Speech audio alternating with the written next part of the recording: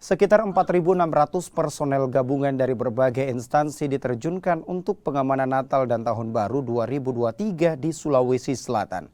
Dalam operasi lilin kali ini, petugas akan mengamankan gereja, terminal, dan pusat perbelanjaan yang tersebar di berbagai daerah.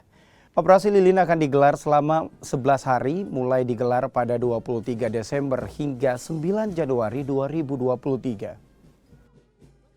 Adapun sasaran pada operasi ini itu adalah tadi memberikan rasa aman dan rasa nyaman bagi umat Kristiani yang akan melaksanakan ibadah dalam rangka Natal dan Tahun Baru, dan juga dalam rangka Natal dan juga pengamanan malam Tahun Baru.